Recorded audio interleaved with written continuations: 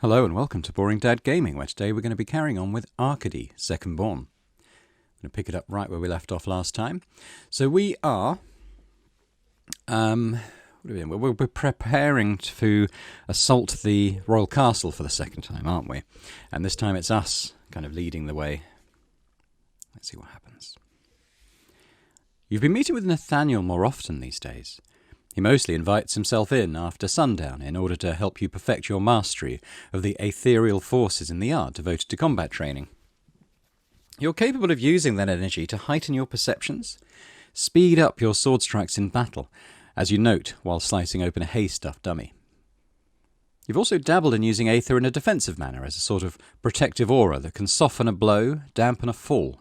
It could potentially save your life in battle. Your blood is ready. He unhooks his arms, moving away to fetch a satchel left by the root of a tree. So, you'll be taking the fight to Stanislas very soon, I understand. In about a week's time, yes? He makes a soft humming noise as he rummages through his bag. How do you feel about that? This needs to end so Arcadie can cease being at war. An idealist, I see. He straightens himself. Good luck with that.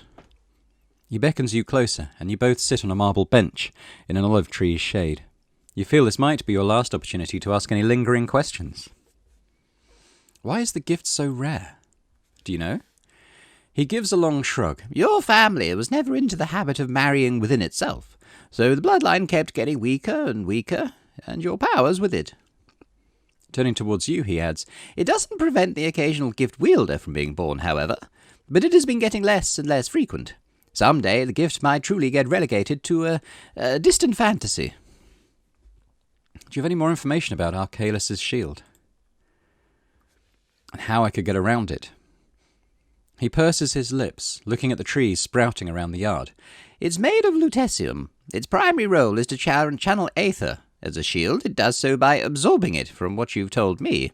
Truly useless, unless you're fighting another aether user. He touches a finger to his lower lip. How much aether could it hold, I wonder? Does it have a point of catastrophic failure if you pump too much power into it? He then slides a pensive gaze at you. How risky would that be, anyhow, putting that much aether literally into Stanislas's hands, hoping it'd be enough to break the shield, only for him to use it all against you?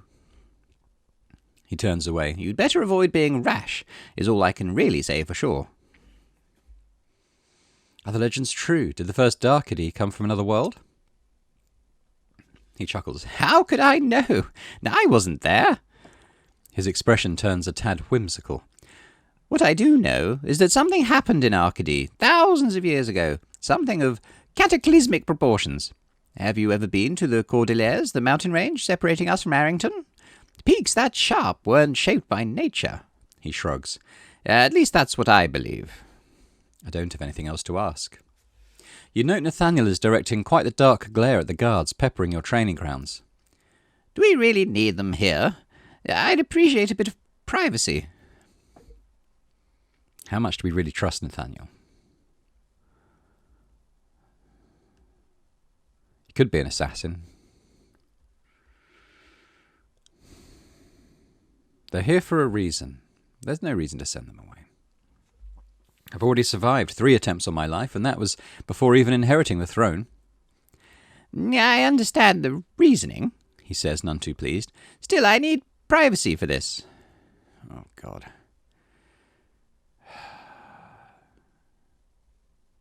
Why does he need privacy? No, they stay, and that's final.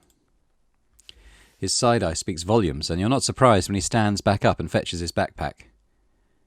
Oh. If they're staying, I'm leaving. Good luck against Stanislas. He drops as he disappears beyond a wooden door. Oh.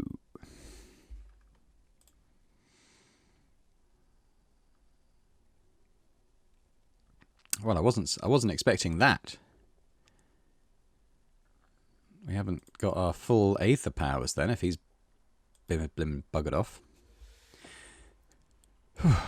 Twilight, the eve of battle.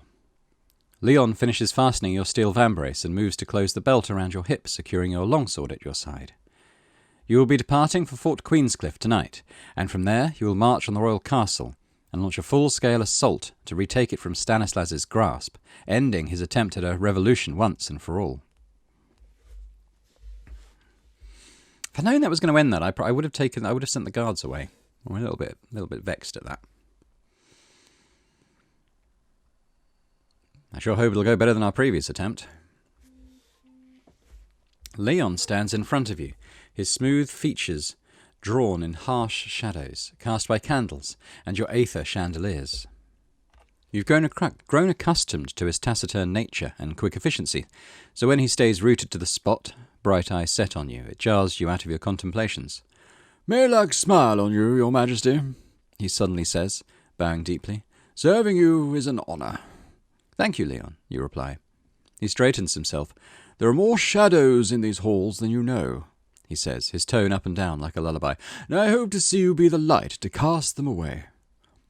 Just as you think of asking him to clarify, there is a swift knock at your door. Cyril appears, blonde hair, side-swept and hazel eyes narrowed. There is a rare, aggravated air across his features. Right behind him, Wilfred also looks quite disgruntled, bordering on irate. "Boring," Cyril says, stepping inside and closing the door. "We have to postpone our departure for Fort Queenscliff. The Noble Assembly has just decided to hold an extraordinary session." "What for?" you ask. "They want to call a veto on our planned attack on the royal castle," he explains, and his lips press together. "A sizable portion of the Assembly also wants to cast a different vote. They aim to move forward with declaring you unfit to rule." "Can they even do that?" Cyril nods. "That is part of the Noble Assembly's prerogatives, yes. But they need a majority vote. Pascal Lacombe is currently busy rallying them to his side. We shouldn't let him have the floor for too long." "What's your take on this, Sir Wilfred?" His gaze slides to you, his jaw only tensing further. "My take," he says at last, "has been deemed unproductive." Cyril holds back a sigh. "Storming the Noble Assembly, sword in hand, with the aim of scaring them into obedience, would be about the most unproductive way of handling this, yes." Wilfred scoffs and looks away, not the least bit convinced. "We're wasting time, let's go." "Well, let us go then, I suppose." Your guards push the heavy double doors open before you as you reach the hall where the representatives of the noble class convene, its ceiling high and richly lit by aether chandeliers. When you step inside the vast room, Cyril and Wilfred in tow, Lord Pascal Lacombe is busy occupying the podium, bellowing and exclaiming to the assembly members before him, some 30 noblemen and women in attendance, his arms waving and moving with passion as he declares, "Not one of you can say that I'm wrong in this." "I can. Get down from there, Lacombe." He pivots your way, and his gaze turns mocking as he lays sharp eyes on you. "Always late to everything," he says abrasive. "Aren't you, your majesty?" "What are you talking about?" "We're discussing your abysmal excuse for governance and the kingdom's fate, hopefully without you at its helm." "You have no right, Lacombe," Wilfred growls. "I don't. While this child has claimed the right to throw the whole of Arcadie into turmoil for misguided vengeance's sake." "You would do the very same thing in his stead. Regicide is not reason enough to jeopardize Arcadie's whole future," Pascal interrupts. "The Noble Assembly is in agreement about this." "I very much doubt it," says Cyril. Lacombe ignores him, as he seems deaf to any dissension except for the one he provokes. He reaches inside his medal-adorned jacket to produce a folded letter. "I have a message of the utmost importance," he declared, "addressed to the Assembly." A message he proceeds to read out loud, voice assured and clear in the now silent hall. "To the lords and ladies of the Noble Assembly. Too long has our kingdom bowed to the whims of the Arcadie line. Their fallible grasp over aether does not make them untouchable beings they pretend to be. This certainly does not make them adept leaders of our great nation. To be so, one would have to have the knowledge of statecraft, the battle experience of war veterans, and the capacity to think beyond their own selfish interests, to devote themselves to the good of the kingdom and its citizens. That person is not boring. But I trust that the Assembly, with its seasoned lords and ladies, all sensible, and with nothing but the kingdom's best interests at heart, can lead us towards new, better goals that would benefit not only our soldiers, but also our citizens, from farmers to traders. Our goals are not dissimilar. I ask of you to remove Boring from the throne. With that done, we will be able to meet on ground made neutral and rebuild Arcadie in the image of its people, and not in the one of ones whom, by their own legends, are not even of this world. Sincerely, Commander Stanislas Duval. Pascal Lacombe folds the letter with a smile, his moustache twitching with presumptuous satisfaction.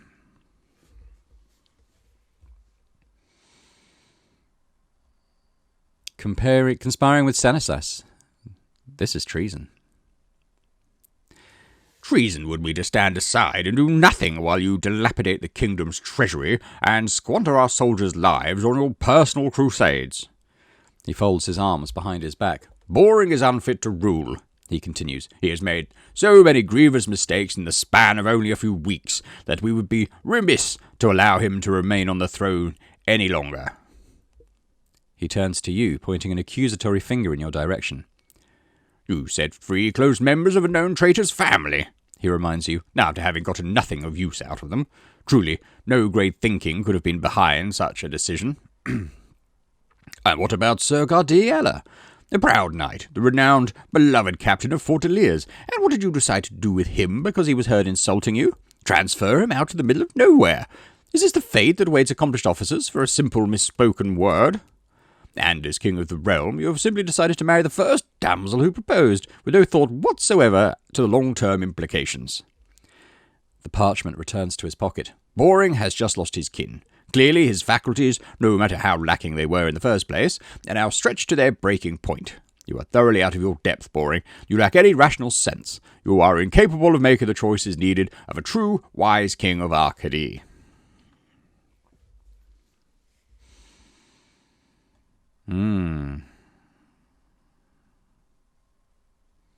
No matter my choices, you would have painted them in the worst possible light. It is fortunate, then, that you continuously manage to paint yourself in that way, he sneers. All right, that's enough, Cyril says suddenly, voice loud enough to echo through the hall. Lord Lacombe, regain your seat at once. Sir Cyril, I have scarcely little respect left for you. Gallivanting is one thing. Having an affair with this excuse of a king is... I said return to your seat, Lord Lacombe. Cyril marches forward, passing you by. A swift hand gesture, and the guards, some 20 of them peppered at the doors across the hall, men and women of the peacekeeping force, you realise from their black, white-trimmed uniform, rise to attention, not quite unsheathing their weapons yet, but awaiting the order from their commander. Your wish to see Boring removed from the throne has been made abundantly clear. Not clear enough, since he's still here. Cyril climbs the stairs up to the podium and stops only a few short steps away from the Lord. For the last time, sit down, Lacombe, or I will have you arrested. Pascal clicks his tongue and twitches his lip. His moustache curls, and he concedes defeat, for now. He steps away from the podium, takes a seat, and crosses his arms. A moment of quiet follows. Soon, however, a murmur runs through the assembly as its members watch you and discuss their thoughts with one another. I understand, Cyril says, loud enough to cut through the chatter, that there is dissent within the assembly. He turns back towards you, a blank expression across his schooled features. Your Majesty, the crown is your birthright. The noble assembly cannot deprive you of it. However... Cyril pivots back towards his audience below, noblemen and noblewomen of your realm. The assembly holds the right to decree that you, Boring, are unfit to rule. As leader of the peacekeeping force, my duty is to oversee any vote that could lead to overturning the authority of the king. Were the assembly to vote against your rule, you would still hold the title of king, but it would be in name only. You would cease to hold any power over the kingdom's affairs.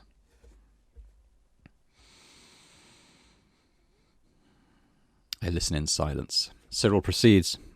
Lords and ladies of the noble assembly, you stand as the most powerful, knowledgeable, wise families of our kingdom. Through your contributions, the realm is a power to be reckoned with. Therefore, I ask of each of you to now raise your hand if you are in favour of King Boring's rule. Silence reigns. The nobles exchange nervous, circumspect glances with one another. Cyril is unmoving, watching their reactions and making it a point not to watch for yours. The first hand rises. It is Lady Arcelene of House Gardner. She stands and voices her support out loud. I stand with His Majesty Boring. Another rises. Lord Eve of House Campbell. A third one joins them. then a fourth, and a fifth. By the time Cyril starts counting, about 15 nobles have declared their support for you. "Who is opposed to King Boring's rule?" he asks. Unsurprisingly, Lord Lacombe is the first to stand. "I am against his rule," he makes a point to exclaim, "and anyone," he turns towards the other nobles, "who values our kingdom's prosperity would be wise to do the same." Lord Asher looks your way, then flicks his eye towards his wife.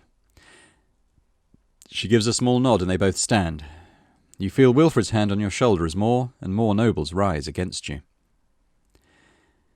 They are silent, yet you see their determination in their eyes, in the set line of their lips as they decide to make their disapproval of you clear for all to see. I wait and count. Cyril waits until all that have wished to stand did so and proceeds to count your opposition. 15. It's a draw. "The noble assembly," he says, "is at an impasse."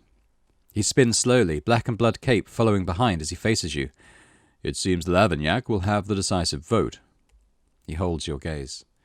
For a long minute he does nothing but watch you, hazel eyes focused and inquisitive, thinking through your every action up to this point, perhaps. He gives you a small, encouraging nod, and twists back towards the assembly. "In my capacity as heir to House Lavignac." Let's just have a quick look at our relationships. Cyril loves us. Nathaniel is all right. I don't know if we're going to see him again. Wilfred's hanging sort of steady. "I stand with His Majesty Boring," he declares. "What he lacks in experience, he makes up in courage, wisdom, and a just heart." "You cannot be serious." Lord Pascal unsurprisingly stands, slapping flat palms over the surface before him. "You know, as well as I do, that he is incapable of being the king we need." "The Assembly has reached a decision, Lord Lacombe," Cyril says. "If you insist on defying it, your house stands to be removed from the Assembly."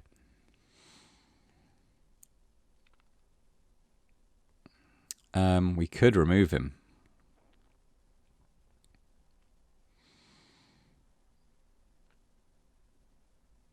Let's do it.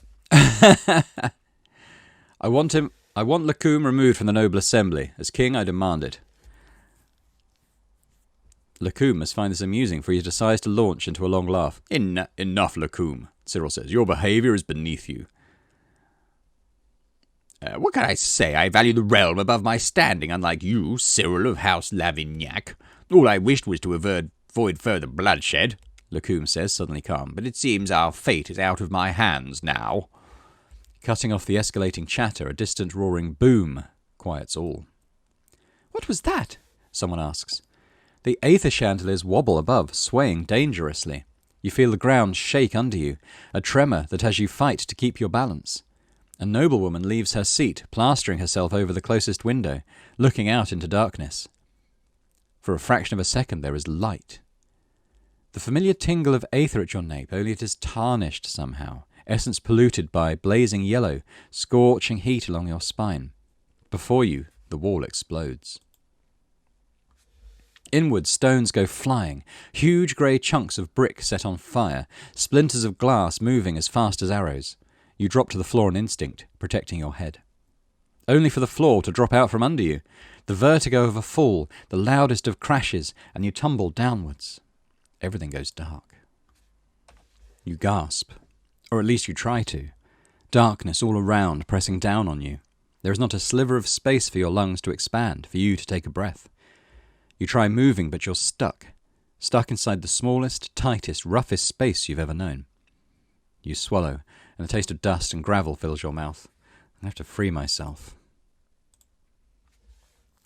You summon your strength and push as hard as you can against the surface, crushing you. You feel a prickle of aether running along your arms, and in the utter darkness, you see a spark of static crawling over your fingers as a loud crack resonates all around you. You press your eyes closed, willing your ancestral power to free you. Your eyelids fly open as lightning shoots down your forearms, passing through the lines you've pressed into the stone above you. A deafening crack, and rocks loudly burst into debris. You are free. Your lungs no longer constrained, you can finally breathe, and as stones finish crashing all around you, you make to stand, chunks of stone sliding off you as you blink your weary eyes at your surroundings. You find yourself in a large hallway, or rather, what is left of it. Rubble and bricks form a rocky mound in the middle. The ceiling has been pulverized, letting you glimpse the hall of the assembly above as you crane your neck upwards.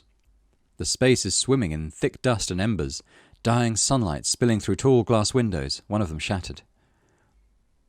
Your ears pick up a concerning noise, somewhere near, but not close enough to pose an immediate threat. Echoes of battle ring out, the clash of swords across the hallways and the gardens outside. It seems the palace is under attack.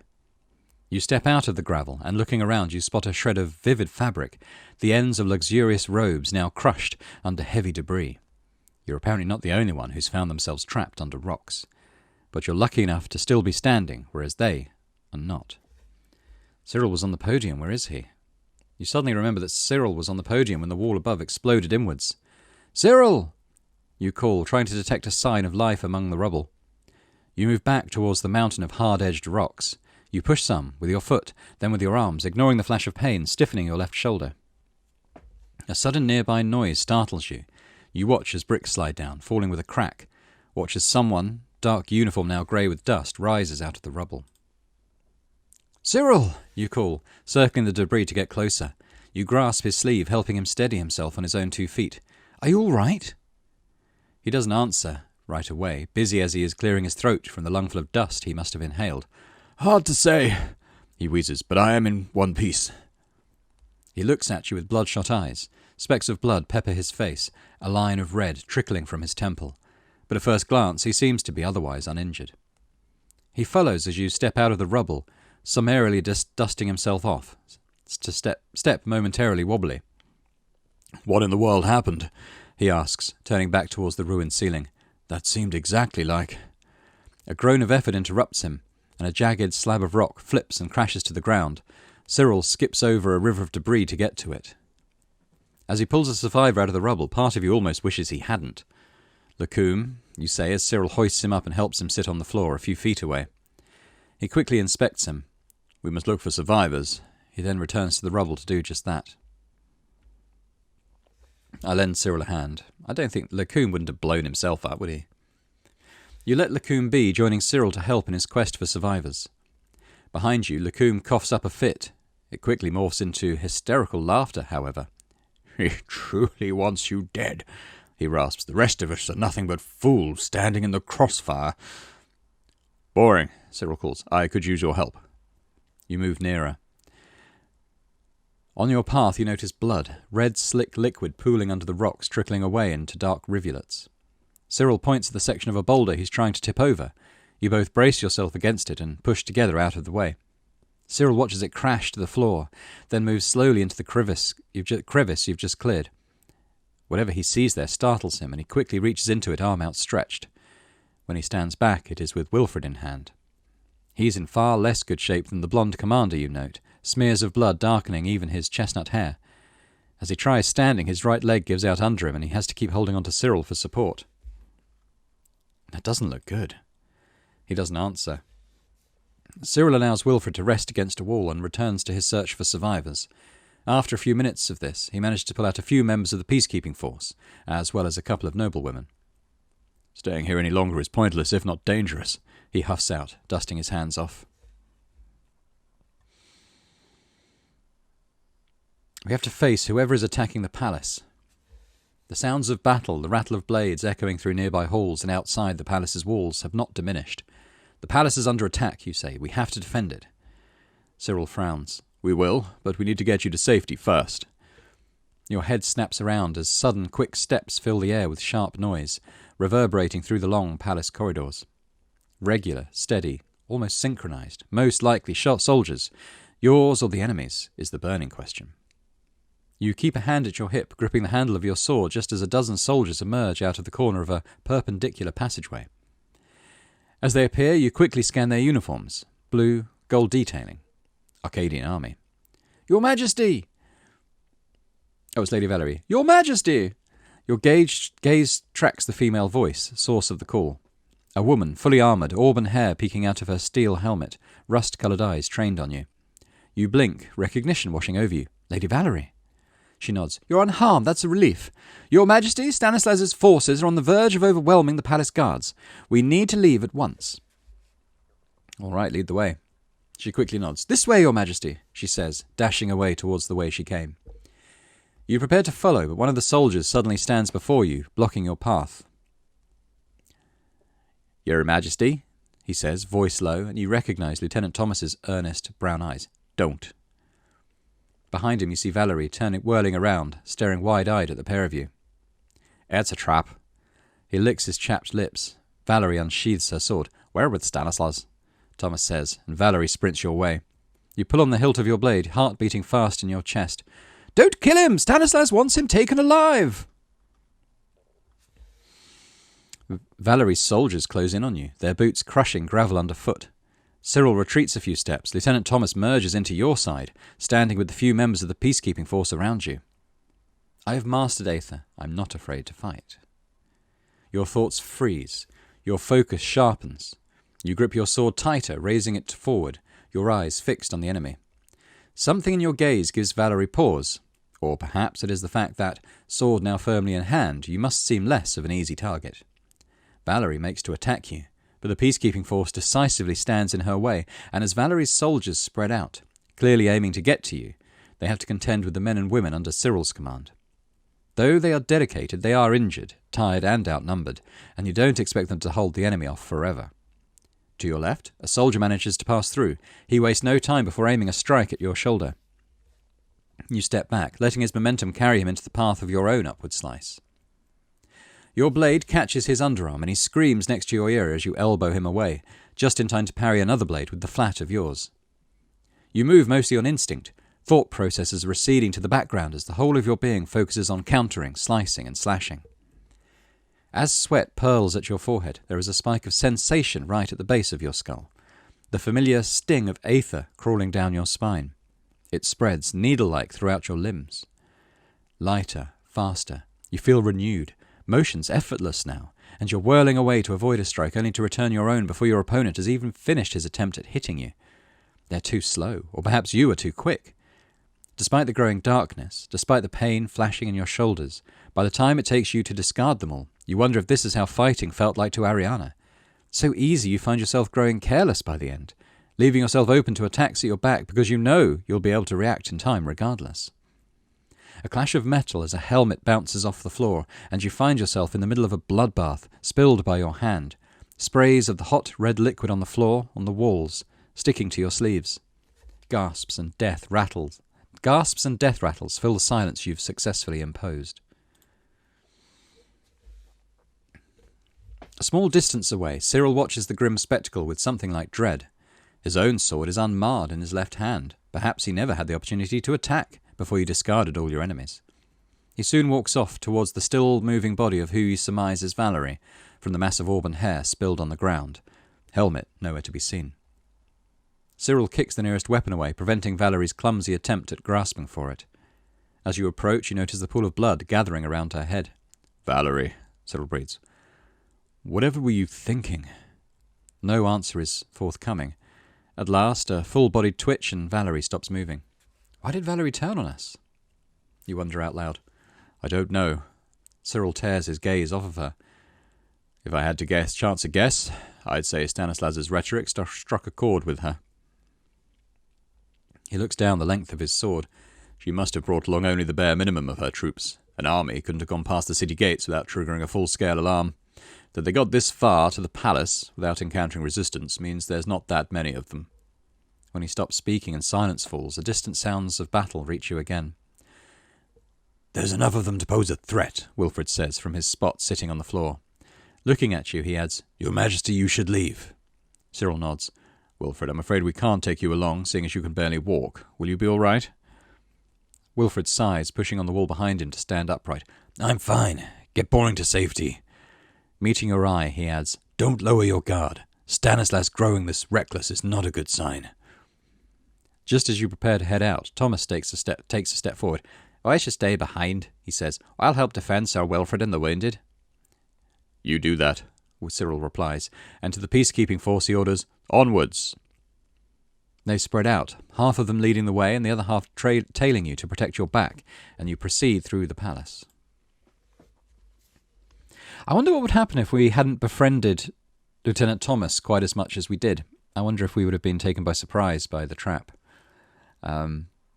I mean, although he remained in jail, I was vocal about wanting him to be free, that I thought that his punishment was harsh.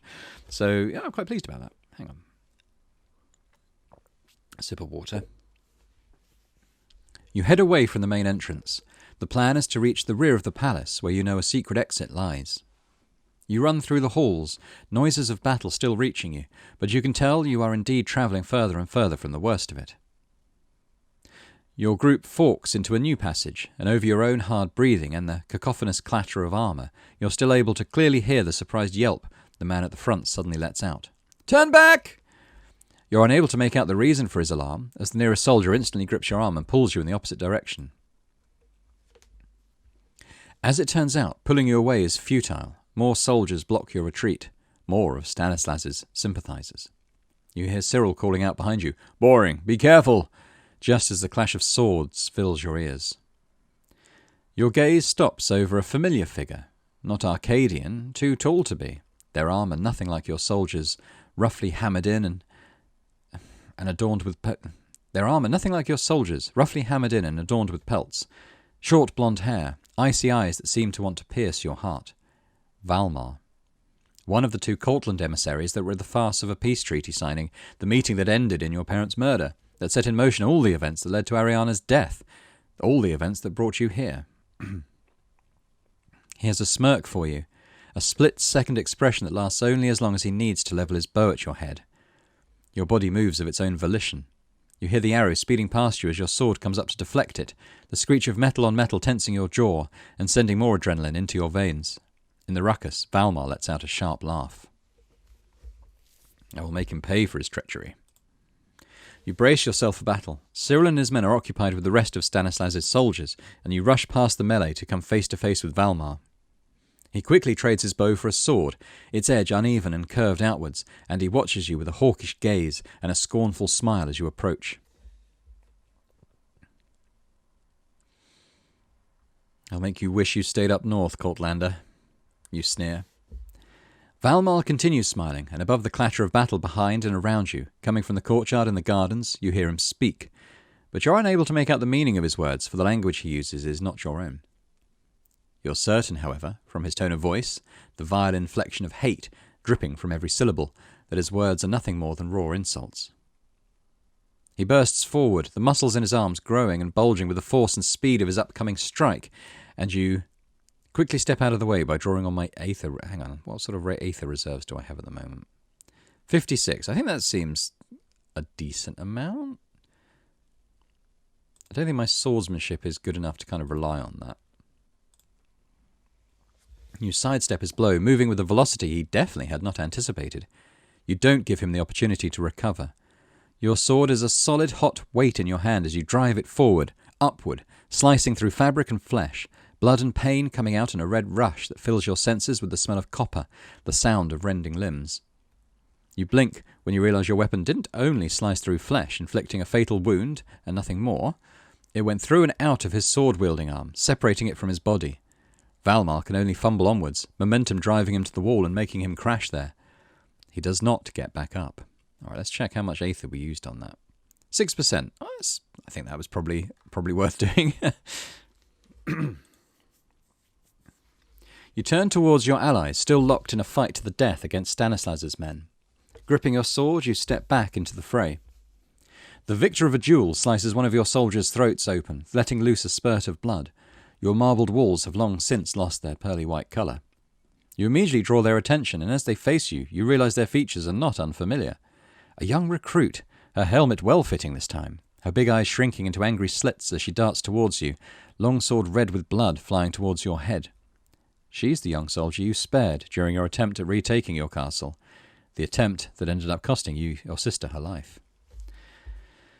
I had hoped we might be able to redeem her when we saved her, but it looks like all it's done is cost us one of our soldiers' lives, so we're not going to make the same mistake again, I'm afraid. She had her chance. We gave her a second one. You easily bend out of the way of her strike, and as you rise, you attack with your own blade, aiming at her head. A shriek, and you feel you've reached your target, even with the helmet in place. Your sword has sliced through her face in a diagonal, and as droplets of blood spurt and she twists to regain her footing, you attack again, this time aiming for the back of her neck. She never stood a chance and was too short-sighted to realize it. Her lifeless body hits the ground and you turn around in search for your next opponent. A soldier rushes you, but you notice something they don't. The body across the floor that will cause them to lose their footing. You barely blink as he predictably trips and falls. As he tries getting back to his feet, Cyril drives his sword through his back. Silence suddenly returns to the bloodied corridor. The last light shimmers through the tall windows at your side. Ghost of a day that's ending in blood. They were expecting us. Cyril looks around to the half-dozen surviving men of the peacekeeping force.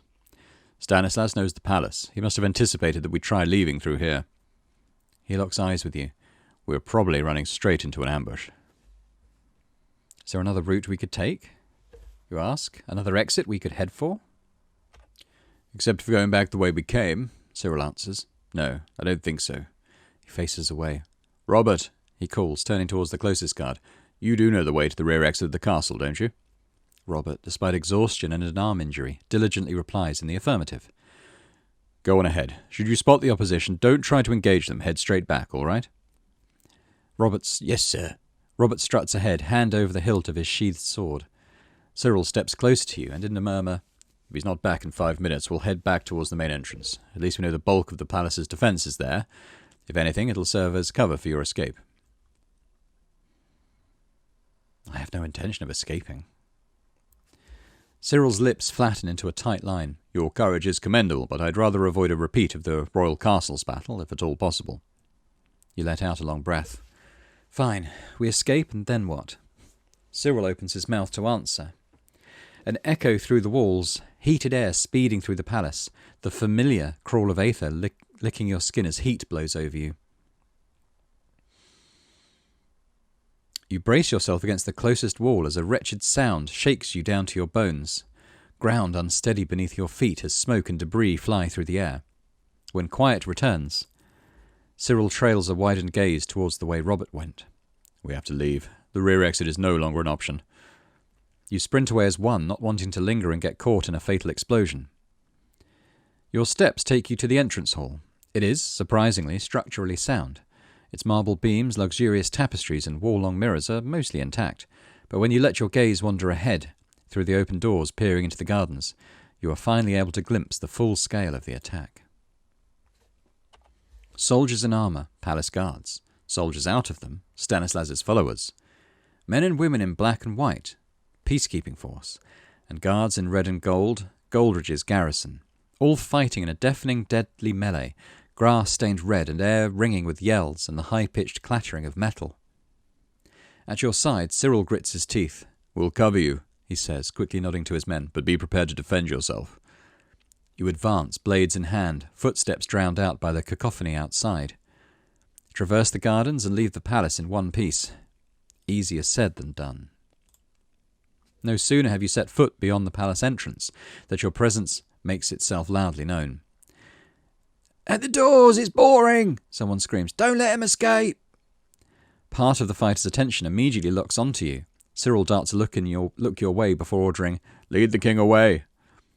You have no time to protest. Your arm is seized in a vice-like grip, and you're quickly led aside behind a thick hedge of shrubs that obscures you from the immediate sight of your enemies. Let go of me. Let go of me, you order. Surprisingly, after a few swift steps, the soldier dragging you away obliges, feeling your arm to better grasp his sword. Freeing his arm to better grasp his sword, an enemy has blocked his path. His blade meets theirs in a flicker of steel. You watch as blood spurts out of him in a skybound arc. His body crumples aside, but you can't allow yourself to linger on his sudden death. Your eyes flit back up and meet with the dark gaze of your new opponent. Your thoughts crawl to a halt as recognition hits you with the full force of a gale. Stanislas, face washed out in blood not his own, an expression of utter calm there as he advances, hands and forearms in blood-red bandages, longsword in one hand, lutetium shield in the other. Torchlights glimmer there, catching the carving sculpted over Alcalis' shield centuries ago. All bathed in blood now. You feel an unpleasant prickle under your skin, the tangy taste of copper on the tip of your tongue. Fighters are still brawling around you, but you perceive Cyril's voice over the noise, calling your name in a panic. It ends here. You don't hear the words, simply read them off his lips as Stanislas brings his sword up. But it isn't his sword, though. It is Ariana's sword, red with your soldier's blood. Stanislas attacks. You move on instinct, parrying your family's blade with the one in your palm. The shock rattles you, forcing you into a backward step. There is a heaviness to Ariana's blade when it meets yours, a strange, dark drag that sucks the breath out of you, that drains the strength out of your limbs when you deflect it. Something is wrong. You feel sluggish. Reflexes weighted, throat dry, a loud buzzing noise in your ears. Stanislas is unperturbed, icily placid as he strikes downward, sideward, chasing you as you sidestepped, evading you as you counterattack. You soon see an opening, however. Avoiding your slash turns him half away, his blade momentarily on his other side. The shield is, for a split second, right in front of you. You have to be careful not to send any aether-fueled strike into it. Stanislas's eyes meet with yours. Sullen, you think, as he unfolds his shielded arm, aiming for your midsection. You draw up your arm to protect yourself. Everything explodes. I don't know where this is going to go. A rush of air, the shock of sound and light and speed obliterating your train of thought and kicking your survival instincts into high gear. For a flicker of a moment, you're weightless, thrown through the air the same way Ariana had been thrown through a wall. A crackle flies through you as a single thought clicks into place at the forefront of your mind. You will not share Ariana's fate. It flashes out of you, a wave of pure energy that surrounds you like armour. A solid surface meets your body, and the powerful crash that ensues rattles you, the noise of broken rock and shattered glass all around when your back hits the ground. The force of the impact has you rolling over several feet, and you are momentarily in a daze, no way for you to tell up from down. You rise all the same, kick off the rubble fallen over you. You cannot afford to linger on the floor at the mercy of your enemies. Your head spins, but despite your light-headedness, you take in your shaky surroundings. You are back in the palace entrance. There is a hole high above to the right, 20 feet off the ground, probably the way you arrived here. Stanislas appears in the doorway, an orange glow around his silhouette, cast there by the torchlights. He seems not exactly displeased, but caught between caution and incomprehension. He probably expected to find you bloodied and aghast, unable to fight. He advances all the same, sword in his right hand, shield in his left one. You immediately reach for your blade, but there is nothing in your scabbard. You flinch, quickly look around. There, your sword shines white among the rubble and you dart for it, recover it before Stanislas can take advantage of you being unarmed to strike you down. As you straighten yourself into a battle-ready stance, he has a small, mirthless smile for you. "Time to end this," he says, voice even. He gives you no time to prepare, no time to recover. Blade and shield chase you, try to strike you. You know now to avoid contact with both. I need to ascertain the situation to understand how that damn shield works. You saunter back, putting as much distance as you can between Stanislas and yourself. You believe that Alcaeus' shield needed aether injected into it through an aether-fueled strike before being able to unleash it back through a devastating attack. Only, it seems Stanislas has found some other way of channeling aether into the shield. "This is no time to ponder, boring," Stanislas says, walking in a slow, shrinking circle around you. "It's useless anyway. You cannot win." I need to get rid of that shield. Nathaniel had suggested that overloading it with aether might lead to its destruction. But how much aether would it take, and how risky would that be? You lack the time to give it more thought. You blink, sidestepping Stanislas as he makes to plunge the tip of his sword into you. I think we've got to try it, because if we attack, all we're going to do is charge it up. I think we've got to try and blow it up. I have no choice but to try. I attack the shield with as much aether as I can muster. In a breath, you send enough aether into your sword to chase away the gloom surrounding you, making night recede for a moment in the palace in the beyond. Stanislas instantly braces himself, shield at the ready to hold off your incoming attack.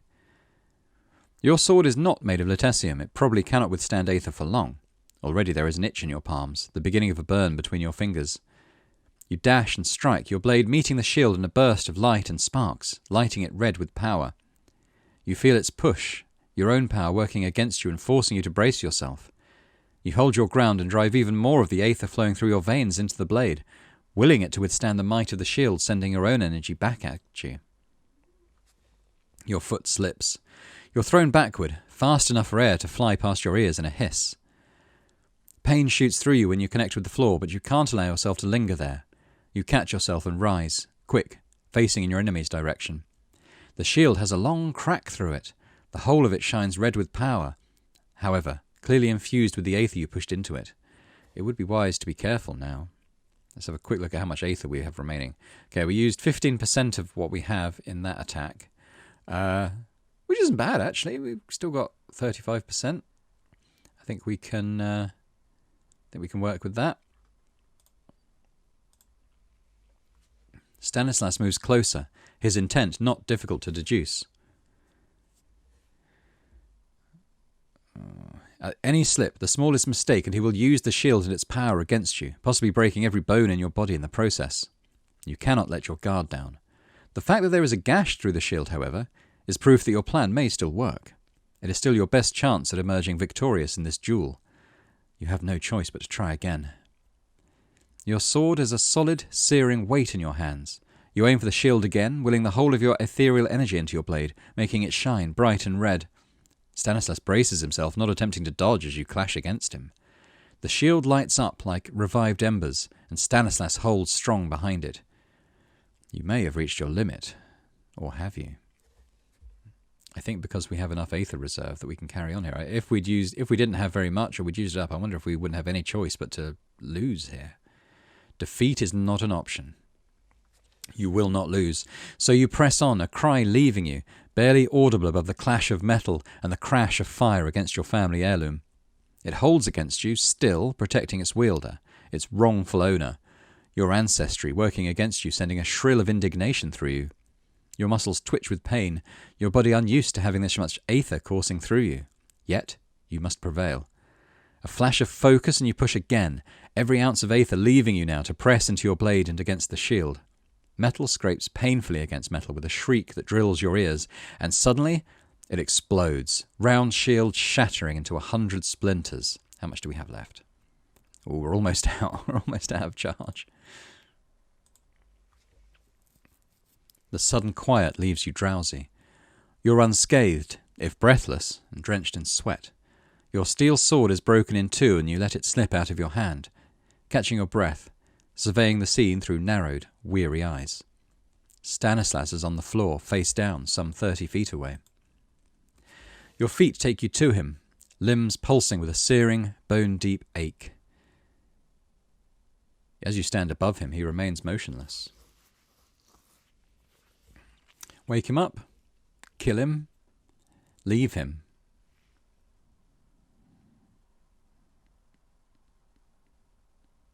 I think you need to cut the head off this snake, I think. He needs to die. You remember your weapon was destroyed earlier, so you look around for another one. Ariana's sword, embellished pommel and blade of lusted lutetium, is within reach, so you reclaim it. The low buzz it sends into your palm as you retrieve it is strangely familiar. Something in its cadence, in its rhythm in your veins, reminds you of the voice of your sister. A sister whose murderer is presently lying at your feet. You lift your sword a few inches, bringing its tip to his neck. No sense in delaying it. You raise your blade and bring it down in a killing blow.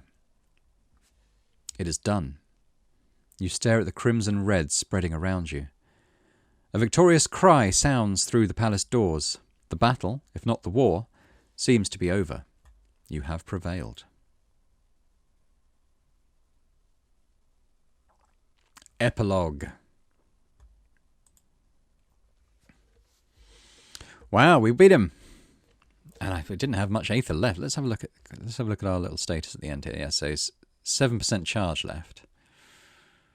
We never really did get the support the nobles, but most of them are dead now, so maybe that doesn't matter. All right, let's have a quick look at our relationships as well. Wilfred likes us. Cyril really likes us. Nathaniel likes us quite a lot as well. The following days see you gathering your strength, healing wounds you've suffered, physical and otherwise. Morning finds you in your room, draped in several layers of warm wool, as the battle's aftermath has seen you developing a fever, Out of exhaustion or a running infection, the nurse has not been able to pinpoint. A knock, and Cyril finds his way into your bedroom. "Boring?" he says. "I'm sorry to disturb you. I thought you'd want an update on our current situation." "I'm listening," you say, straightening yourself as much as possible. "We have suffered many casualties, mainly among the palace guards and the peacekeeping force. The enemy had sympathizers among the city guards. We're working on uprooting them." A pause, and he asks, "What would you like to be done with them?" "Imprison them for now. I'll make a decision later, I think." "Imprison them, you decide. They're traitors. We'll put the lot of them on trial." Cyril casts a long, searching look at you. "The royal castle has been liberated," he announces. Arrington's troops have finally arrived and have already been a tremendous help. We'll have to send thanks to Lady Annaphel." A short pause, and he adds, "We've found your parents' bodies in the castle cellars, as well as Ariana's." Your heart clenches painfully in your chest. "We have to retrieve them. Give them a proper burial." "Of course. I'm not sure about your family's customs. No one is allowed to touch them until you give the word." He watches you a moment. "I will be departing for the castle tomorrow. I hope you will be able to accompany me, Boring." And with that, he takes his leave. It is a sorry sight, your royal castle. Southern walls half crumbled away, gates in complete disrepair, the dead lying bestrewn across the field. When you enter, you find your soldiers hard at work rounding up the last of Stanislas's partisans. The cellars are dark and damp, cold sneaking to your bones as you carefully descend a long flight of stairs. Your pulse quickens when you spot them. 3 open wood coffins, lit up in an orange glow by the torch Cyril is holding above your heads. You step forward, glimpse their faces, and freeze. There is blood over your parents' throats, dried over their bluish skin and clothes, across Ariana's face and chest, tainting the gold emblem of Arcadie in deep crimson. Pardon me. Your mother's blonde hair is loose, strands of it over the shoulders of her black dress, almost hiding the gash in the middle of her neck. Your father lies next to her, his almost serene expression marred by his own torn throat. And Ariana. Her eyes are open, glassy green orbs staring sightlessly at the ceiling. You must be imagining it, but you feel sadness in her lifeless gaze, the longing for a different fate. It is obvious that they are dead, but the closer you come, the colder you feel. Your very breath is turning visible, white puffs of air. "Whatever Stanislas has done," Cyril says behind you, "it seems to have allowed them to remain intact." You swallow, staring at your kin lying dead before you, reminding you that you are the last living member of your line. "You've been avenged," you declare.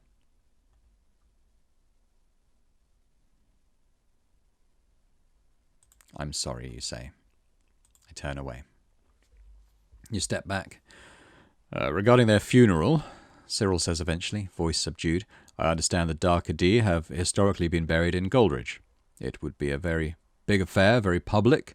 You could also decide to have them buried here in the royal castle's gardens. Your parents preferred the castle to Goldridge in any case."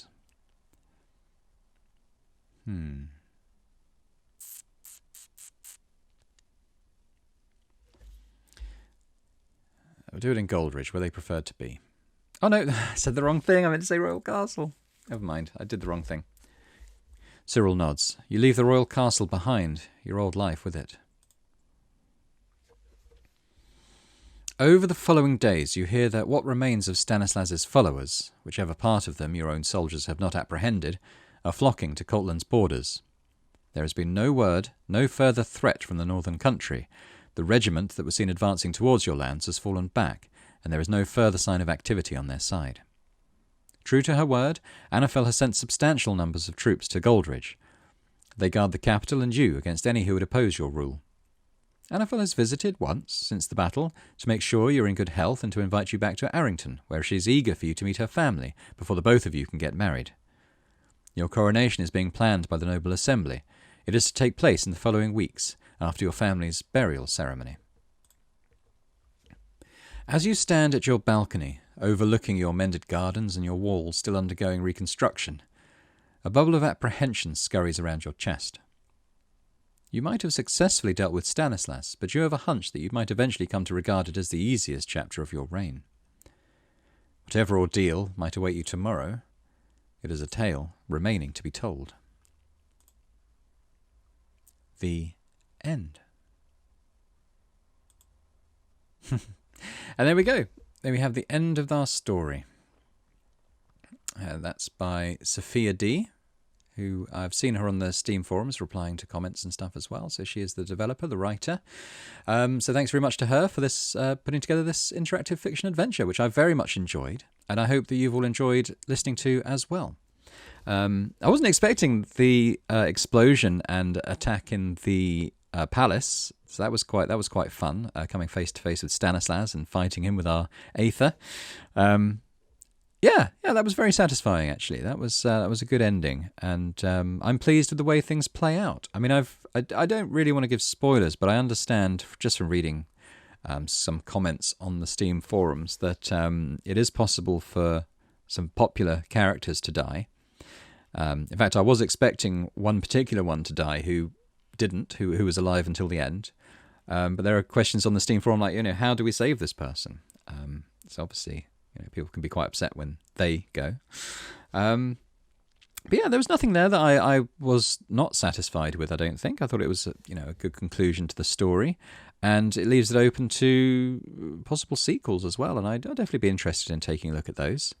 So as I said, this is on Steam now. I think it's about £5 English to buy. It's quite inexpensive. I think there's probably scope for replayability, for taking different paths, different choices. And I'm almost tempted to do kind of like an actual Royal CAD type playthrough, just to be the absolute worst, because there was plenty of scope to play it like that. And it would be interesting to see what kind of impact that had on what happened and the ending. Although one of the commenters on a previous video stated that they've played it and a couple of times and took very different choices, and actually it more or less ended up in the same place. I think the developer has said that there are different endings, and it is possible for your character to die.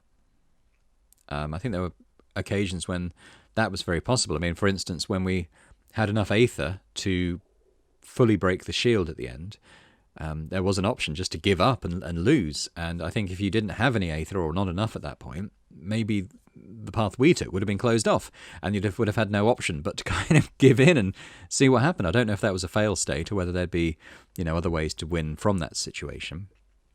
But yeah, a very interesting one. So thanks very much for joining me on this adventure. One last time, I hope you've enjoyed it, and if you have, then please do hit the thumbs up button on the video. Subscribe to the channel as well, if you've not done so. That would be absolutely amazing.